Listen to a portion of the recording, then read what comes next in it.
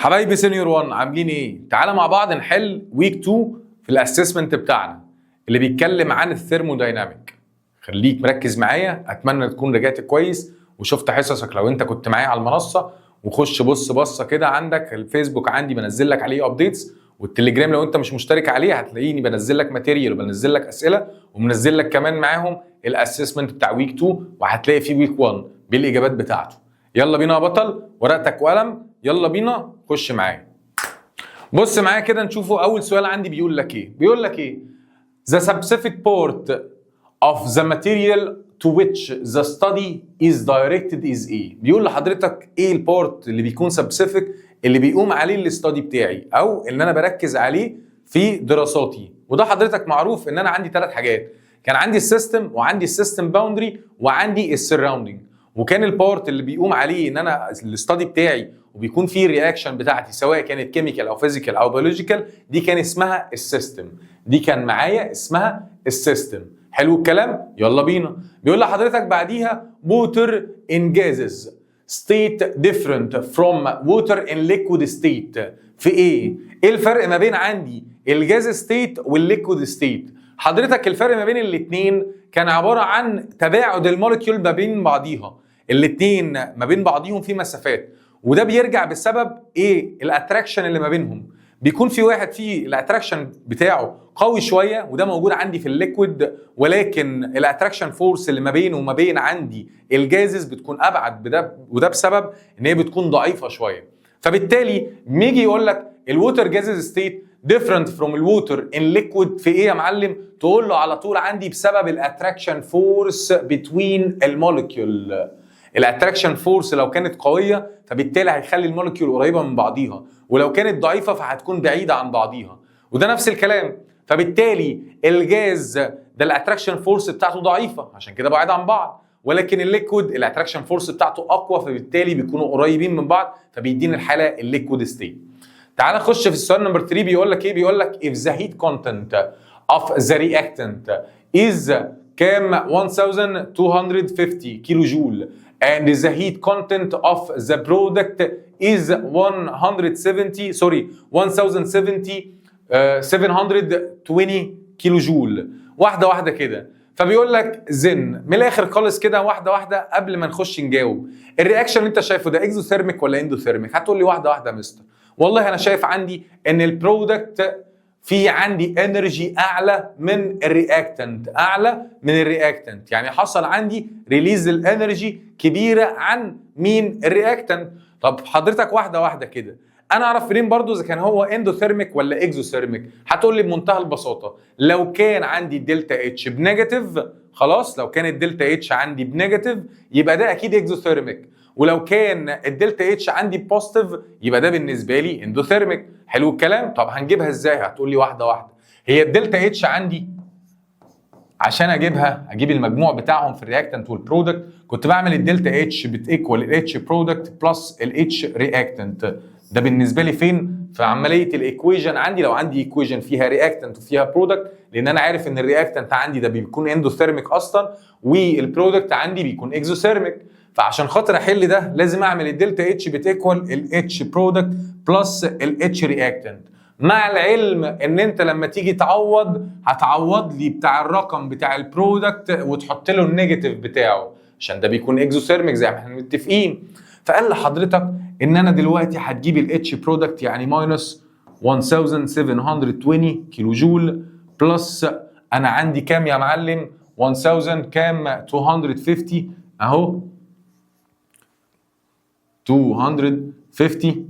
خلاص هيقول لي الدلتا اتش عندي بيكوال كام؟ والله لو طلع معايا نيجاتيف يبقى اكزو، طلع معايا بوزيتيف يبقى اندو.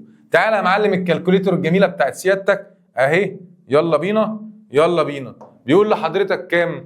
ادي النيجاتيف 1720 بلس معلش نظر على قدي 1250 ايكوال طلع معايا نيجاتيف 470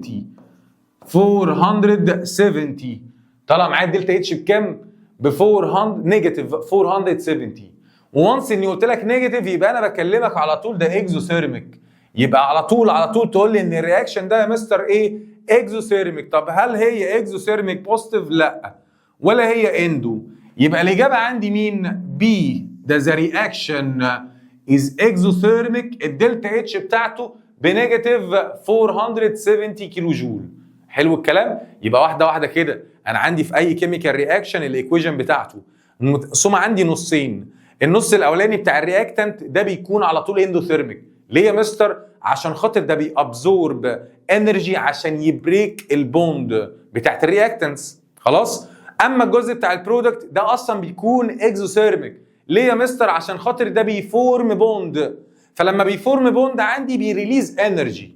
طب عشان اعرف بقى التوتال اوفر اول الايكويشن اللي عندي دي اكزوثيرميك ولا اندوثيرميك، لازم اجيب اللي تشينج في الانثالبي الدلتا اتش، واشوف عندي والله الاتش بي الاتش برودكت بلس الاتش رياكتنت التوتال بتاعهم لو طلعوا بوزيتيف يبقى اندوثيرميك، طلع بنيجاتيف يبقى اكزوثيرميك، وهنا طلع نيجاتيف فبالتالي ده ايه؟ اكزوثيرميك. خش معايا في اللي بعده. تعالى يا باشا في اللي بعده كده، بيقول لك ايه؟ بيقول لي عند حضرتك from your study of the following reaction answer the following. تعالى واحده واحده نمسح بس الكلام ده وايه ونشتغلوا مع بعض كده على نظافه. بص يا سيدي، بيقول لحضرتك من خلال دراستك للرياكشن ده عايز يعرف كذا حاجه. قبل ما يعرف كذا حاجه تعالى مع بعض نفصص الرياكشن اللي قدامنا. انا عندي تو رياكشن. الرياكشن الاولاني بيقول لي ال H2 بلس Cl2 ماينس 188 كيلو جول بيديني 2 HCl. واحده واحده. والله يا مستر حضرتك انا قاعد عمال ابص واحل واروح واجي، اول مره اشوف الرياكشن ده. انا شفت الكيميكال رياكشنز كلها دايما بيكون يا اما بوزيتيف الانرجي موجود في الرياكتنت يا اما بوزيتيف انرجي موجود في البرودكت، انما ايه ماينس انرجي دي موجوده في الرياكتنت. اقول لك واحده واحده ما تخافش، واحده واحده. ماينس انرجي موجود في الرياكتنت ده معناه انه بيلوز انرجي، بيلوز انرجي او بيريليز انرجي. وحضرتك بمنتهى البساطه انت ممكن تعمل حاجه حلوه. ايه يا مستر؟ انا ممكن اجيب النيجاتيف دي بعكس الاشاره الناحيه الثانيه عادي جدا. اقول لك ده كانه بيقول لي بوزيتيف 188 كيلو جول عادي جدا، ولا كاننا عملنا حاجه. خلاص؟ طب ده معناه ايه؟ معناه ان الرياكشن اللي عندي ده حضرتك اكزو ولا اندو؟ تقول لي يا مستر طالما بيلوز انرجي او بيريليز انرجي او نيجاتيف دلتا اتش يعني بتاعته، يبقى بالنسبه لي ده اكزو ثيرميك رياكشن. تمام؟ حلو الكلام؟ طيب تعالى نخش على اللي بعده. بيقول لك ايه اللي في اللي بعده؟ الايكويشن نمبر 2 بيقول لك النيتروجين بلس الاكسجين بلس 180.6 كيلو جول يدينا 2NO. واحده واحده. تفتكر ده اندو ولا اكزو؟ هتقول لي دي سهله دي، طالما انا عندي بلس انرجي موجوده في الرياكتنت ده معناه حضرتك انه بيابزورب انرجي، بيجين انرجي عشان يبريك البوند بتاعته. فبالتالي بالتالي الايكويشن اللي عندي دي او البروسيس اللي عندي دي او الرياكشن اللي عندي ده يعتبر اندو ثيرميك بروسيس او اندوثيرميك رياكشن. حلو الكلام؟ طيب تعالى بقى نشوف هو عايز ايه. قال لحضرتك مبدئيا draw the energy diagram for both reaction. عايز يعرف الانرجي دايجرام. تعالى احنا واخدينها مع بعض. طالما احنا كده كده عرفنا مين فيهم اندو ومين فيهم اكزو، الموضوع بقى سهل. ازاي يا مستر؟ اقول لك واحده واحده. حضرتك عارف ان الاكزوثيرميك مثلا في الاول، تعالى نمسك الاكزوثيرميك. الاكزوثيرميك اللي عندي كنت قايل لك انه عامل بالظبط شبه كوبايه الشاي. جبت كوبايه الشاي بتكون سخنه عندها انرجي عاليه، لو سبتها شويه تبرد ايه اللي هيحصل؟ هتريليز الانرجي بتاعتها وتبدا ان الانرجي اللي في الاخر بتكون مالها قليله او اقل من الرياكتنت. كوبايه الشاي السخنه سبتها تبرد بردت، لو جيت خدت الفرق هتلاقيه انه في الاول كرياكتنت كان عنده انرجي عاليه وفضل يعمل لها ريليزنج لغايه ما اتبقى عندي الانرجي القليله. تعال بص كده، يبقى بالنسبه لي كده هرسم الدايجرام بتاعي عامل ازاي؟ الشكل ده اهو. تعال اهو ماشي؟ هتقول لي والله يا مستر الرياكتنت عندي بيبدا من فوق، ادي الرياكتنت، وبعدين بيبدا ينزل لغايه تحت، ده البرودكت. تقول لي ده البرودكت، ماشي؟ وتقول لي ده مين؟ وتقول لي ده الرياكتنت. خلاص كده؟ ده برودكت وده الرياكتنت. تعال نحط يلا الايكويجن. والله يا مستر البرودكت اللي عندي كان مين؟ ال 2HCl، صح كده؟ تمام. خش على اللي بعده. مين اللي كان البرودكت عندي؟ البرودكت عندي كان ال H2 بلس ال Cl2. وفي النص هنا مين تكتب لي؟ تقول لي والله هنا ان انا عندي ال H او الدلتا اتش بتيكوال كام؟ اهو 188 كيلو جول. شكرا. ده كده الدياجرام بتاع اول واحد. طب تعالى نشوف الدياجرام بتاع تاني واحد، بتاع تاني ايكويجن اللي هي كانت مين؟ اندوثيرميك. دي كانت مين؟ اكزو ثيرميك. طب اللي تعالى نشوف الاندوثيرميك بتقول ايه؟ في الاندوثيرميك عندي بتاع مين؟ النيتروجين بلس الاكسجين بلس كام؟ ده كان بالنسبه لي الانرجي اللي بيحصل له ابزورب او جين، وكان بيديني في الاخر 2NO. واحنا قلنا على ده انه اندوثيرميك. طب الاندوثيرميك كان عامل ازاي؟ قلت لك الاندوثيرميك كان بالنسبه لي كان بيتمثل لي في شكل التلج. لو جبت لو جبت ايس وسبته شويه يبرد او سبته شويه، ايه اللي هيحصل؟ التلج هيعمل يجين انرجي من السراوندنج. هو كسيستم بيجين انرجي من السراوندنج، فبيبدا يسيح، فدرجه حرارته بتبقى اعلى. ده معناه ان الانرجي عندي اصلا بيكون في الاول بالنسبه للرياكتنت بيكون قليل، بعد كده بيبدا يجين انرجي، فيبقى البرودكت عندي في النهايه عالي. يبقى ده بالنسبه لي مين؟ ده بالنسبه لي البرودكت، وده بالنسبه لي الرياكتنت. تمام؟ طب كان مين عندي في الرياكتنت؟ تعالى بقى نحط بقى الكلام. عندي مين في الرياكتنت؟ كان عندي النيتروجين والاكسجين. ادي يا عم النيتروجين بلس الاكسجين في الرياكتنت. طلع لي ايه في الاخر خالص في البرودكت؟ طلع لي النيتروجين اوكسايد، 2 نيتروجين اوكسايد اهو، نيتروجين اوكسايد. في مشكله يا عمنا؟ صعب الكلام هنا؟ طيب ده كده كان بالنسبه لي مين؟ البرودكت والرياكتنت. ده كان اندوثيرميك. وما تنساش ان انا كان عندي ادي الدلتا اتش عندي بيتيكوال فين يا عم؟ اهو. فين؟ اهو 180.6 كيلو جول. خلاص كده رسمنا الدياجرام وقلنا له كمان هو محتاج مننا ايه؟ الرياكشن ده ريبريزنت ايه؟ ويز اكسبلين. كده احنا قلنا والله حضرتك ده كان اندوثيرميك انه بيابزورب انرجي، صح؟ وده كان اكزوثيرميك عشان بيريليز انرجي عنده. صعب الكلام؟ طيب تعالى بعد كده بص على السؤال اللي بعده. بيقول لحضرتك ايه؟ compare the adiabatic process and the isothermal process. تعالى واحده واحده اهو. هجيبها لك من عندنا من الشرح اهو. بيقول لحضرتك ان انا عندي عايز الاديابيتك بروسيس ومين؟ الايزوثيرمال بروسيس. طب واحده واحده. الايزوثيرمال بروسيس قلنا ان كان الدلتا يو بيكوال 0، فكان بالتالي الدلتا كيو بتيكوال الدلتا دبليو. جميل؟ ان الكوانتيتي اوف هيت بتيكوال ايه؟ الورك دان. فقال لحضرتك ان اصلا الكونديشن عشان ده يحصل ان السيستمز اوف تمبريتشر doesn't change، ان التمبريتشر بتاع السيستم doesn't change so its internal energy remain constant. لما الانترنال انرجي عندي تكون constant او ان الدلتا يو عندي بتيكوال بزيرو، فده ساعتها يقول لي ان الدلتا كيو بتيكوال الدلتا دبليو او الكوانتيتي فيت بتيكوال الورك دان. وقال لحضرتك ده ممكن يحصل فين؟ يحصل عندي في الميلتنج اوف ايس. انا عندي التلج لو سبته في درجه الحراره العاديه اللي هي ثابته درجه حراره الغرفه، ايه اللي هيحصل له؟ هيحصل له ميلتنج، وده هنا بسبب ان الانترنال انرجي عندي زيرو. طيب فبالتالي قال لك which occur at constant temperature وبرده نفس الكلام لما يحصل عندي بويلنج اوف ووتر. لما اعمل بويلنج للووتر هتقول لي يا مستر ما انا بدي كوانتيتي اوف هيت، اقول لك لا، انت عندك الستيت بتاعت البويلنج بتحصل لما يكون عند 100 سيليزيوس، فال 100 سيليزيوس دي ثابته كونستانت خلاص، فبالتالي الكوانتيتي اوف هيت اللي بتجيلي بتيكوال عندي الورك دون.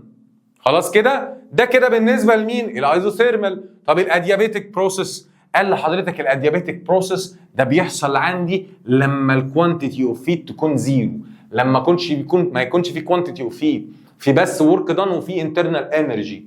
وقلت لحضرتك ان ساعتها ان الدلتا يو اللي هي الانترنال انرجي بتيكوال نيجاتيف الدلتا دبليو، نيجاتيف الدلتا دبليو. خلاص، قال لك بيحصل امتى؟ قال لك لما نو هيت is exchanged with the surrounding, so the change in internal energy equal the work done. لما ما بيبقاش عندي اكستشينج للهيت ولا من السيستم للسراوندنج ولا من السراوندنج للسيستم. ولا حضرتك ده بيحصل لما اعمل رابيد كومبريشن اوف جاز، لما اضغط الجاز بسرعه ايه اللي يحصل عندي؟ ما يكونش فيه اصلا، ما بيكونش فيه تشينج في الكوانتيتي اوف هيت او اكستشينج للهيت، ولكن بيكون عندي ورك دان وانترنال انرجي جوه. خلاص، وكل ما انا بعمل كومبريشن بالمناسبه بعمل كومبريشن على الجاز كل ما بديله انرجي اصلا. خلاص، كل ما بيجين انرجي. خلاص، على عكس لما يكون عندي الجاز يحصل له اكسباند او يعمل ورك دان اون ذا سراوندينج او باي ذا سيستم، ده بيلوس فيها انرجي. فاهم الفرق؟ لما بيكون عندي انا عندي نوعين في الورك دان، واحده كان بيحصل فيها ورك دان اون ذا سيستم من السراوندينج فروم سراوندينج اون ذا سيستم، لما انا اجي ابدا اضغط وده ساعتها السيستم عندي بيجين انرجي. على عكس عندي الايه يا معلم؟ على عكس عندي ما يحصل اكسباند للجاز. خلاص، فيبدا يزق عندي ناحيه السراوندينج، فده يعتبر اسمه ورك دان اون سراوندينج او ورك دان باي سيستم. ودي هنا في الكيس دي او في الحاله دي بيحصل عندي لوزنج للانرجي من السيستم. السيستم طالما هو اللي بيعمل ورك عندي فهو بيلوز انرجي. ماشي، خش معايا يا معلم في اللي بعده. بيقول ايه؟ قال لك بعد كده خش معايا في الجروب بي. بيقول لك في جروب بي the part of the system the part of the system خلاص that surround the system and exchange energy with it is ايه يا عم؟ الجزء اللي بيعمل اكستشينج مع السيستم. حضرتك انا عارف انا عندي 3 حاجات، انا عندي السيستم محيط بيه الباوندري سيستم، محيط بيهم كلهم السراوندينج، وعندي في ال3 حالات اللي لو كانوا كلوزد سيستم او اوبن سيستم او ايزوليتد كنت بقول لحضرتك ان في 3 فروقات ما بينهم. كانت الفروقات كلها في الاكستشينج ان انرجي او الماتر، وكنت بقول لك ان بيحصل عندي اكستشينج في الانرجي والماتر الاثنين ما بين السيستم والسراوندينج، ده موجود في الاوبن سيستم. راجع معايا بيقول لك في الاوبن سيستم كان نظام مفتوح، فبيحصل فيه اكستشينج من الانرجي من السراوندينج للسيستم او العكس من السيستم للسراوندينج.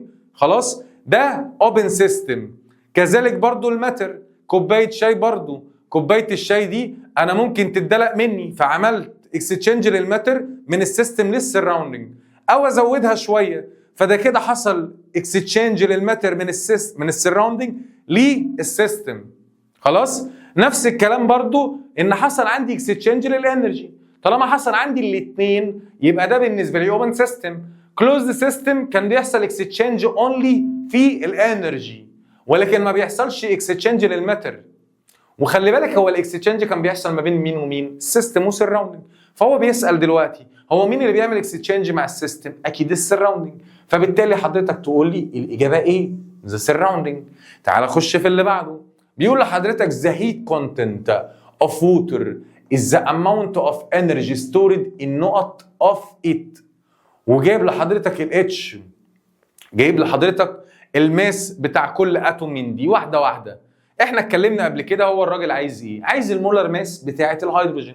هو عايز يعرف، يقول لك الهيت كونتنت اوف ووتر اوف ذا اماونت اوف انرجي بتستورد في كام جرام؟ جميل، كام جرام من ال H2O؟ هتقول لي سهله، حضرتك دلوقتي يا مستر كنت قايل لنا طريقه بنعملها. هتقول لي دلوقتي عشان اجيب المولر ماس بتاع اي مولكيول كنت بجيب المولكيوليه دي واشوفها هي كام مول مبدئيا. قال لك 1 مول. حلو. قال لك يعني انا عندي H2O. H2O. طيب انا عندي كام اتشايه؟ عندي 2، يبقى 2 تايمز كام؟ 1. خلاص. ال1 مول او الماس بتاع ال1 مول بتاع الاتش بكام؟ ب1 جرام. زائد بلس الاكسجين. عندي كام اكسجينيه؟ عندي واحده، صح؟ كام يا عم؟ قال لك 16. تعالى اجمع كده يا معلم، هيطلعوا معاك 18 جرام. 18 جرام. فبالتالي حضرتك لما يجي يجاوب هنا تقول لي والله دي الاجابه بي، ده 18 جرام اوف ات من الووتر. حلو الكلام؟ في مشكله يا عمنا؟ طب خش في اللي بعده.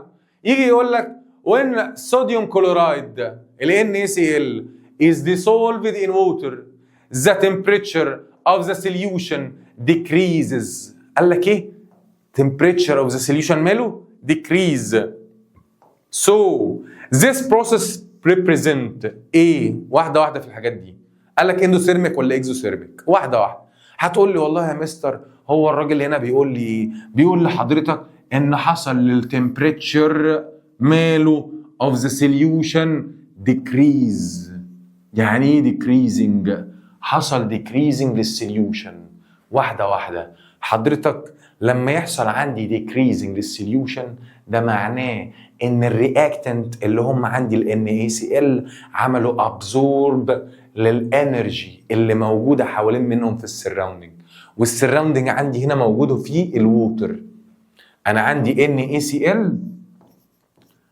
بدخلهم في الرياكشن عشان اكسر الرابطه، عشان اكسر البوند بتاعتهم واحولها ل Na واحولها ل Cl كل واحده لوحديها.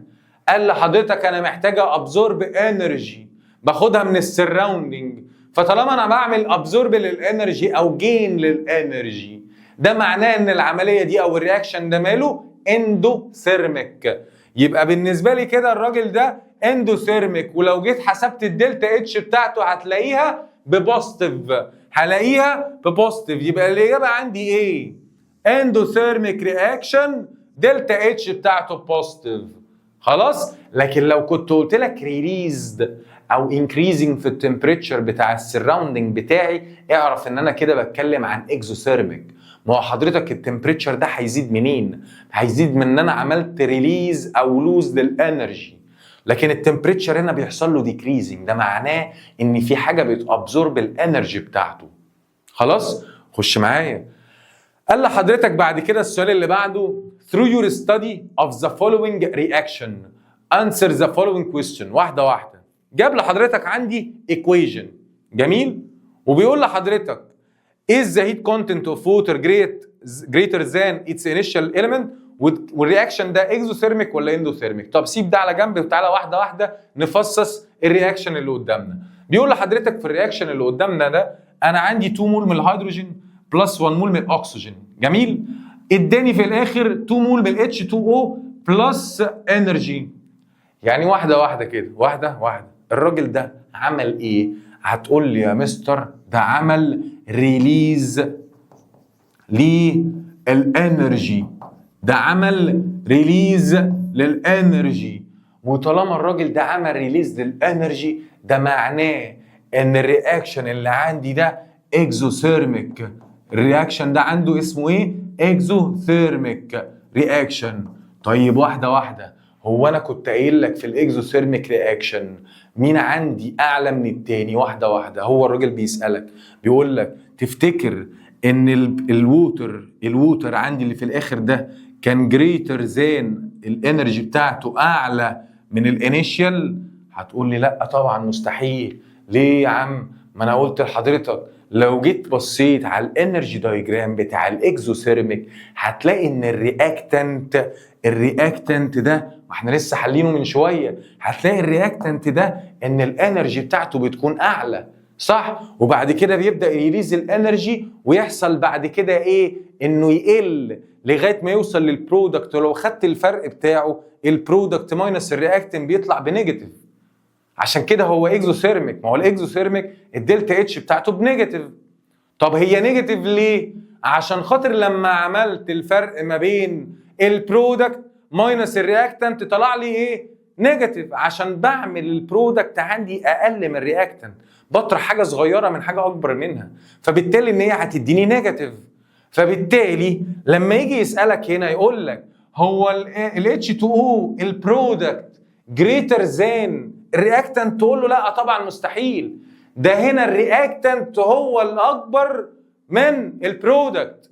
فبالتالي اداني اكزوثيرميك وطلع لي ريليز للانرجي، عمل ريليز للانرجي عشان خاطر يعمل. وخلي بالك الريليز للانرجي دي لو انت كنت معايا هتعرف ان انا عندي ان الانرجي دي حضرتك انا بحطها هنا عشان اللو اوف كونسرفيشن، ان بقول لك ان الانرجي اللي بتحصل لها ريليزنج دي ما بتنقص، مش بتنقص من الاصل، لا ده لازم يبقى فيه ايكوليبريم، لازم يكونوا متوازنين، نفس الانرجي اللي هنا راحت نفس الانرجي اللي هنا جت، خلاص. فبالتالي انا بحط الانرجي هنا عند البرودكت عشان خاطر اعوض الفرق اللي ما بين الرياكتنت والبرودكت.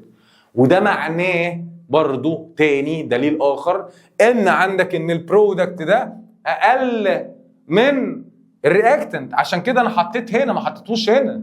فاهم معايا الكلام؟ فبالتالي ده الاجابه بتاعت دي لا، ده مين؟ ده الرياكتنت هو اللي اكبر من البرودكت. حلو. وقال لك تايب اوف رياكشن هتقول له ده اكزوثيرميك عشان عمل ريليزنج للانرجي، فبالتالي الدلتا اتش بتاعته بتكون نيجاتيف. خلاص. خش معايا في اللي بعده. اللي بعده بيقول لك في جروب سي، يلا بينا. بيقول لك ايه؟ بيقول لك the part of the system that separate the system from the environment. ويقصد بيها الانفايرمنت هنا السراوندنج يعني. خلاص. يقول لك ايه البارت اللي بيفصل او يعمل سيباريت ما بين السيستم والجزء اللي حواليه كانفايرمنت او السراوندنج؟ على طول وش ده مين؟ ده السيستم باوندري. ما انا عندي 3، السيستم وعندي اللي بيحيط بيه السيستم باوندري واللي بيحيط بيهم كلهم مين؟ السراوندنج. فبالتالي انا عندي السيستم والسيستم باوندري والسراوندنج، اللي بيفصل ما بين السراوندنج والسيستم ده السيستم باوندري. اسمه ايه؟ اسمه الباوندري اوف سيستم او السيستم باوندري. في مشكله يا عمنا؟ قال لك لا. خش معايا في اللي بعده. بيقول لحضرتك each of the following property كل الايه البروبرتي دي of water is constant regardless of its mass ما عدا مين؟ بيقول لحضرتك هنا ان كل البروبرتي اللي جايه دي مالهاش علاقه بالماس، ما بتعتمدش على الماس ما عدا واحد بيعتمد عليهم. مين في دول؟ لو خدت بالك هتلاقي ان انا كنت شارح لك قايل لك ان انا عندي extensive وانتنسيف بروبرتي. extensive بروبرتي دي كانت البروبرتي اللي بتديبند على الماس. extensive بروبرتي دي كانت بروبرتي بتعتمد على الماس، بتعتمد على الكميه الاماونت اوف ماس. قال لحضرتك ولكن الانتنسيف بروبرتي دي ما كانتش بتعتمد not depend على الاماونت اوف ماس.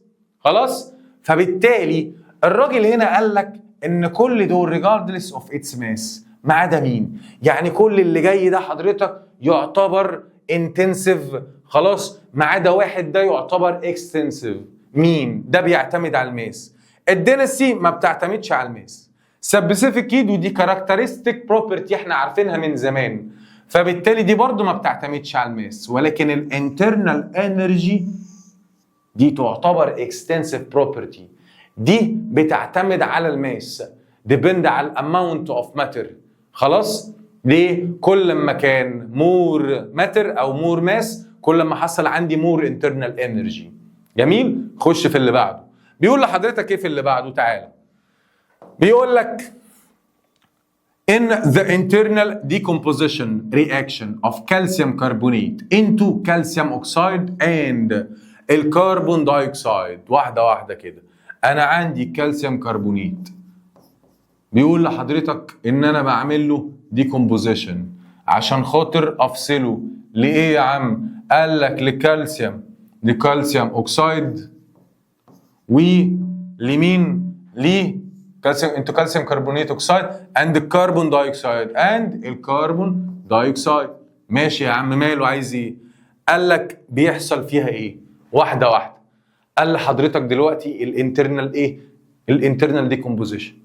انا قايل لك في عمليه الديكومبوزيشن بحتاج اعمل ايه عشان اكسر البوند بتوين الرياكتنت؟ محتاج حضرتك اني ابزورب انرجي، اجين انرجي، عشان اعمل ايه؟ عشان ابريك البوند ما بين الكالسيوم والكربونات عشان اقدر افورم حاجات جديده. فده معناه ان انا بتكلم دلوقتي عن اندوثيرميك. طالما بجين انرجي بابزورب انرجي يبقى ده اندوثيرميك. طب واحده واحده، انا عارف دلوقتي في الثيرمودايناميك ان انا في سيستم، حواليا سيستم باوندري، حواليا سراوندينج. طب انا دلوقتي لما اجي اجين كسيستم اجين الانرجي، ايه اللي هيحصل؟ هيحصل عندي ترانسفورم الانرجي فروم سراوندينج تو السيستم. ما انا هعمل ابزورب من ايه؟ من السراوندينج كسيستم. فبالتالي بص كده يقول لك heat is transferred from surrounding medium to the system with delta H positive. الله عليك، الله عليك يا حبيبي والديك، إجابة ما شاء الله على ايه ده؟ ايه ده؟ ايه الجمدان ده؟ بيقول لحضرتك الهيت بيحصل لها ترانسفيرد منين؟ من السراوندينج ميديوم تو سيستم، وعطيت لها دلتا اتش بوزيتيف عشان دي اندوثيرميك.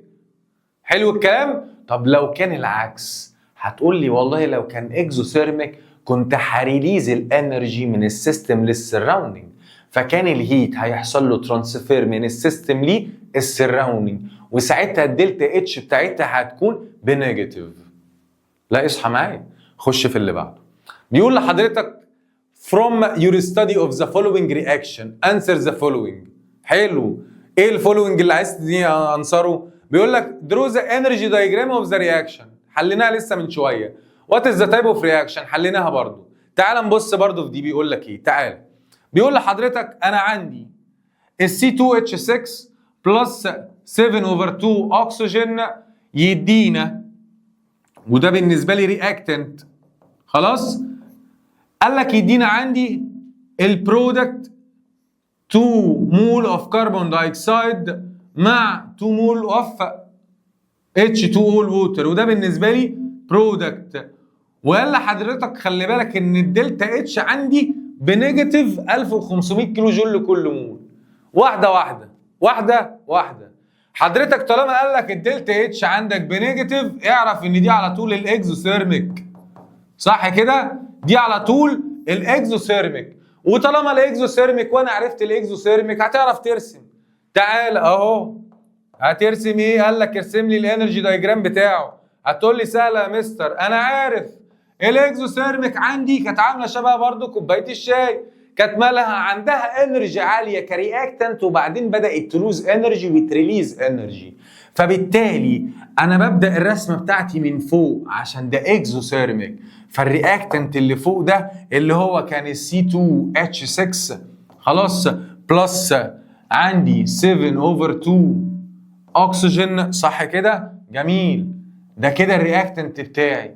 وبعدين بدا يريليز انرجي لغايه ما وصل عندي للبرودكت. لغايه ما وصل عندي لمين؟ للبرودكت. خلاص؟ بص عندي البرودكت مين؟ اهو البرودكت عندي كان 2 مول من الكربون دايوكسيد خلاص بلس ال 2 مول من ال H2O. جميل. وتكتب لي هنا الدلتا اتش بتاعتي كانت الايكوال كام؟ عادي ال 1500 كيلو جول. حلو الكلام؟ في مشكله؟ وادي كده رسمت الدياجرام بتاع سيادتك وقلت لي حضرتك ان الرياكشن ده ماله؟ قال لك الرياكشن ده اكزوثيرميك. صعب الكلام؟ في مشكله؟ طيب قال لك بعد كده اخر سؤال عندي compare between الاديابيتك بروسيس and الايزوكوريك بروسيس.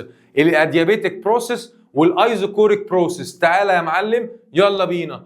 قال لك انا واحده واحده. الاديابيتك بروسيس ولسه حلينها. قال لك الاديابيتك بروسيس دي امتى؟ لما يحصل عندي نو اكسشينج في الهيت. قال لك no heat is exchange with the surrounding, so the change in internal energy equal the work done.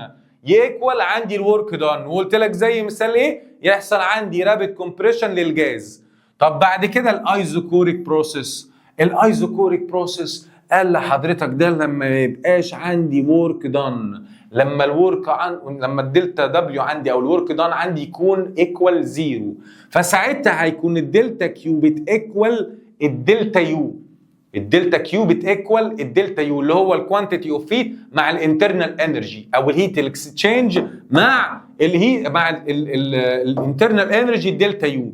قال لحضرتك the volume of the system doesn't change so no work is done by the system or surrounding. وده بيحصل عندي لو جبت حضرتك حلة الضغط. حلة الضغط بيخش لها هيت اكسشينج صح؟ والانترنال انرجي عندي بيتغير، ولكن عشان ما فيش ورك دان ولا اكسشينج للماتر، والماتر ما بتتغيرش صح؟ لان انا قافل عليها بحله اللي هي الضغط يعني، تمام؟ فبالتالي اللي بيحصل عندي ان الانترنال انرجي عندي بيكوال الدلتا كيو. حلو الكلام؟ قال لك هيتنج ووتر ان سيلد كونتينر اور بريشر كوكر. خلاص؟ ده كده الفرق ما بين مين ومين؟ فرق ما بين الاديابيتك والايزوكوريك بروسيس. صعب الكلام؟ جميل؟ اتمنى تكون فهمت، كتبت الملاحظات الشقيه، راجعت معايا سريعا. ما تنساش تبص على الفيسبوك عندي بينزل لك الابديت، ولو انت مش على التليجرام خش على التليجرام هتلاقيني منزل لك كل الماتيريال دي باجاباتها. خلاص؟ وهنزل لك حاجات تانية واسئله شقيه تتشقى بيها. جميل؟ وما تنساش تشترك في المنصه لو انت لسه ما اشتركتش، فايتك كتير والله، كويزز وامتحانات وواجبات يا لهوي. يعني بص يلا اشوفك على خير يا بطل. كان معاك مستر اكرم خالد، اشوفك المره الجايه.